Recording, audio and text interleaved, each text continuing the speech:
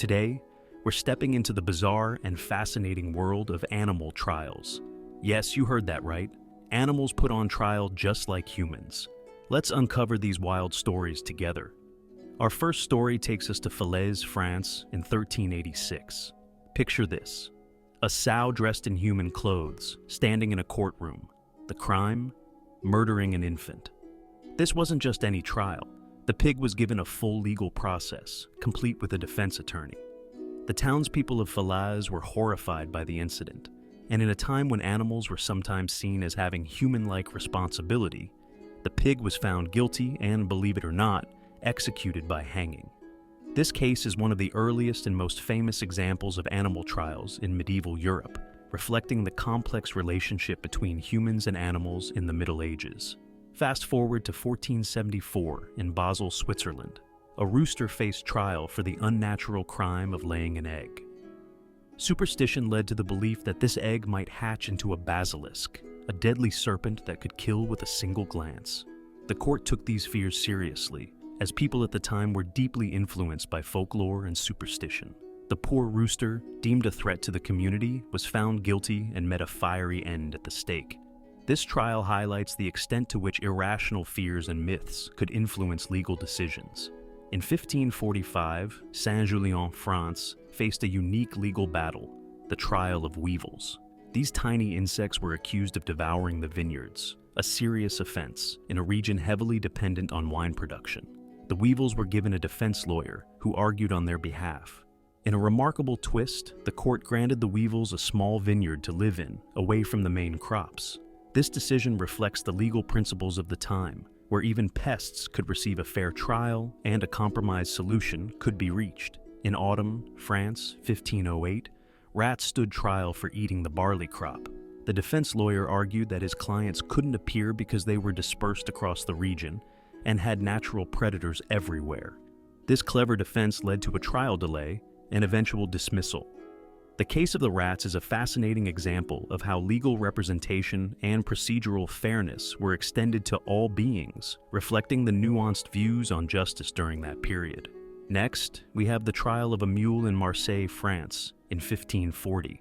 The mule had kicked a man to death, an act considered criminal by the community. The mule was tried, found guilty, and hanged.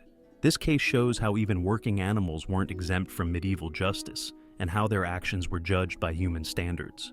The trial of the mule underscores the serious consequences animals faced when they harmed humans, irrespective of intent or circumstance.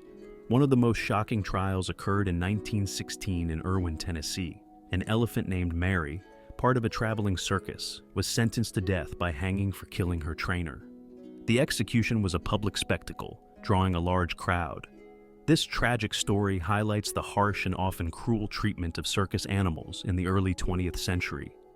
Mary's case remains a poignant reminder of the brutality animals faced in the name of entertainment, and the legal system's willingness to treat them as culpable for their actions.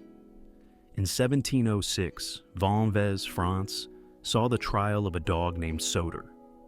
Accused of biting a child, Soter was executed despite the child later admitting he lied. This case is a heartbreaking reminder of the injustices faced by animals and the sometimes flawed nature of human testimony. Soter's trial and execution illustrate the severe consequences that could arise from false accusations and the lack of protection for animals against such claims. In a village near Gubbio, Italy, in 1740, a goat was put on trial and executed for witchcraft. This trial reflects the deep superstitions of the time, where animals were sometimes believed to be familiars of witches or even witches themselves in animal form. The goat's execution highlights the fear and irrational beliefs that could drive communities to extreme actions, even against innocent animals. In 1314, Humieges, France, a bull was tried and executed for goring a man to death. Bulls were often seen as dangerous, and this trial reflects the fear they instilled in people. The bull was subjected to the same legal process as a human would be, illustrating the medieval belief in holding animals accountable for their actions, especially when they resulted in human fatalities. Our final story takes us to Denmark in 1750. A horse was tried for kicking and killing a man. Found guilty, the horse was executed. This case marks the end of this peculiar tale of animal justice, showing how deeply ingrained the concept of animal culpability was in historical legal systems. These trials might seem absurd today, but they offer a fascinating glimpse into the legal and cultural mindset of the past. They remind us of the strange and sometimes dark history of how humans have interacted with the animal world. From superstition to strict legal proceedings, animals were often caught in the web of human beliefs and laws. Thank you for joining us on this wild ride through history. Don't forget to like, subscribe, and hit the bell icon for more incredible stories from legends and lore. Until next time, keep exploring the past to understand the present.